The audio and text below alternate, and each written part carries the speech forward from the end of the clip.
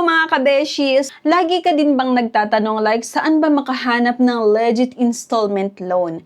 So by the way, this video is for you. Kung isa yun sa mga katanungan mo, pag-uusapan natin ano nga ba yung installment loan, paano malalaman kung legit, top trusted installment loan apps, yung mga pros, cons, at yung red flags, then syempre smart borrowing tips and other loan options. Ano nga ba itong installment loan? Syempre baka yung iba ay alam nila, 'di ba? Yung installment loan, pero meron yung mga baguhan sa mga ganitong pautangan online na medyo hindi pa alam. So by the way, ang installment loan kasi mga kabeshis ay pautang na binabayaran natin buwan-buwan o linggo-linggo no, over time.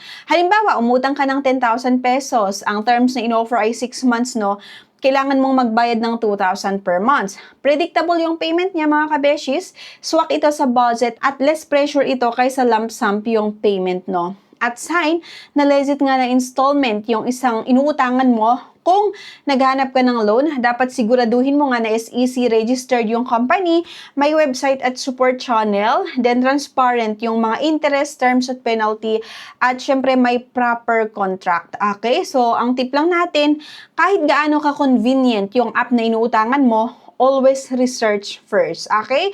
Ito na nga mga kabeshis yung top trusted installment loan apps ngayong 2026 na pwede niyong subukang utangan. Itong i-share ko sa inyo ay mga legit naman talaga ito at maganda din siya i-consider utangan. At pwede kayong mag-build dito ng good credit standing, pero kapag kailangan nyo ng extra cash, para nga sa emergency na pangangailangan ay pwedeng-pwede nyo na i-consider ito. At number 1 nga, yung Bilis. Itong Bilis nga ay nag-o-offer ng shopping or cash loan up to 40,000 pesos.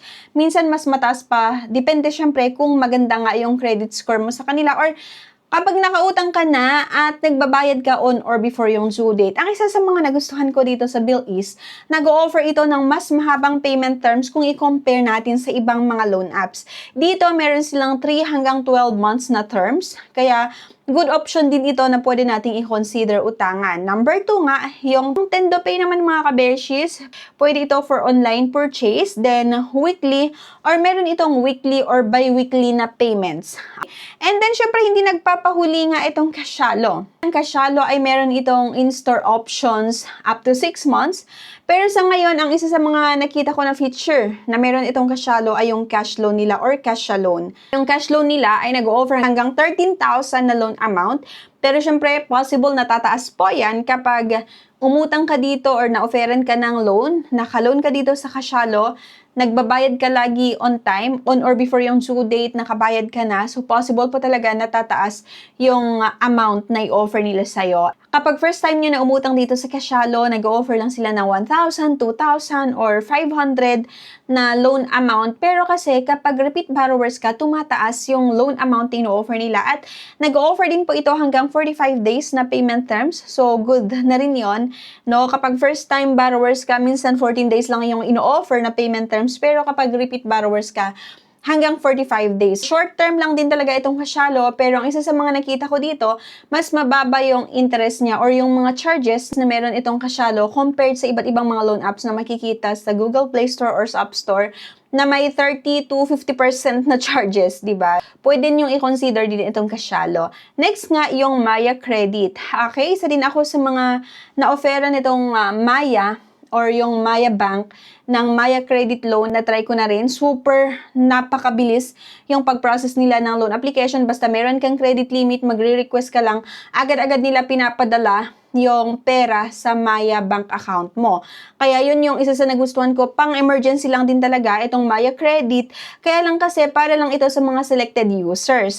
Ang isa sa mga maipapayo ko, para mag-offer sa inyo itong Maya Bank ng loans ay i-download nyo yung app nila, gamitin nyo yung iba't ibang feature na meron sila like pwede kayong mag-cash in, mag-load, mag-bank transfer, at yung iba pang feature nitong Maya. Kasi kapag nakikita nila na active naman kayo sa kanilang app, for sure na offeran talaga nila kayo ng Maya Credit o di kaya yung Maya Personal Loan. Sa akin kasi sa experience ko, Maya Credit pa lang yung merong offer sa akin.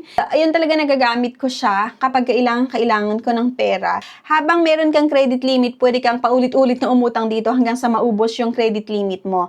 Okay? At fast approval nga ito. Minsan, kapag umutang ako dito sa Maya Credit, isang buwan kailangan kong makapagbayad para magamit ko ulit yung credit limit ko. Tumataas yung credit limit nyo ha kapag lagi nyo ginagamit nga or kung sakali nakautang na kayo dito sa Maya Credit, then binabayaran nyo siya on or before yung due date, mabilis din talaga tumaas yung credit limit. Next nga ay yung Salmon. Etong Salmon ay partnered with merchants. Meron din silang cash loan ino-offer. Pero based on my experience kasi, ang unang offer nitong Salmon sa akin ay yung buy now pay later, na kung saan kukuha ka ng mga items sa partner store nila, then pay later, kung ano yung terms na i-offer nila sa'yo. Once na lagi mong ginagamit yung buy now pay later, mag-offer ito sa inyo ng cash loan. Nakadepende pa rin sa inyo kung i-avail nyo or hindi. Kapag pumupunta tayo, diba, sa mga malls, mga kilalang mall, makikita nyo minsan itong Salmon na may mga agent ito na nag-o-offer ng buy now pay later. Pwede kayong kumuha ng mga item sa partner store nga nila, tas bayaran siya installment.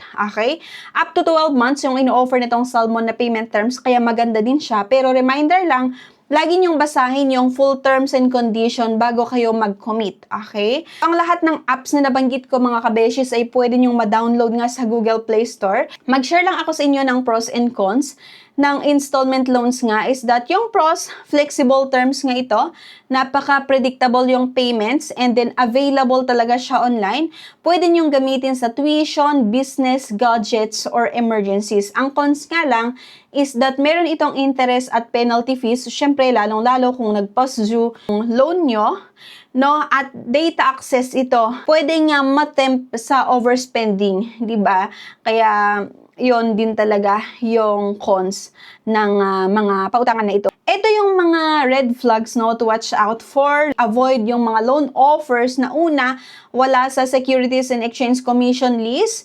Yung mga nanghihingi ng processing fee bago ma-approve. Yung mga nanghaharas agad pag late ka ng isang araw. Yung mga vogue, yung terms and conditions nila, at nagpo-post as government affiliated pero scam pala, no?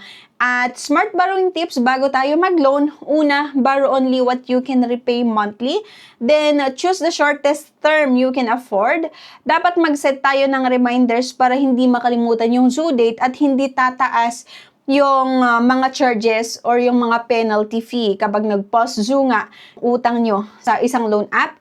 Don't borrow from multiple apps at the same times kasi mahihirapan ka talagang umutang kung marami kang utang sa iba't ibang mga loan apps nga. At use loans for needs lang, not wants. Then, bonus tips lang mga kabeshis, paying on time equals good credit. Okay? Mas tataas yung offer sa'yo next time kapag naging maganda yung payment history mo sa app na nautangan mo. At bukod sa mga loan apps na nabanggit ko, meron pang ibang mga loan providers na pwede mong tingnan. You can explore what works best for you. This content is for informational and educational purposes only, so I am not a financial advisor talaga. Always read and understand yung loan terms and conditions. Borrow responsibly at check kung pasok sa budget mo ang monthly payment.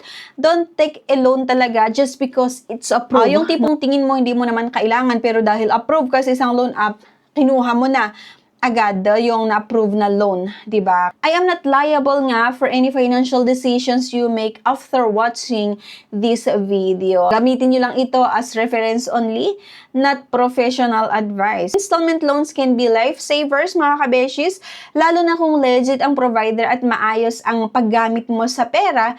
Pero tandaan natin mga kabeshis ko ha, ang goal natin ay hindi lang basta ma-approve. Ang pinaka-goal talaga ay mabayaran ba natin ng maayos. Educated borrowers equals empowered borrowers, no? Kaya sana kung helpful sa'yo yung video na to, share mo na rin sa iba ng mga kakilala mo para, di ba, may idea din sila. If may loan up din kayo na gusto nyo na i-review ko or yung mga legit na pautangan online, then pwede nyo i-comment lang yan sa baba. Maging responsable tayo sa pag-utang mga kabeshis. Borrow only what you can afford to pay back, no? I am not liable nga for any decisions you make after watching this content. No? Ulitin ko ulit, before applying, please carefully read the terms and conditions. Again, this is Zia. Thank you for watching at see you sa aking next vlog. Bye!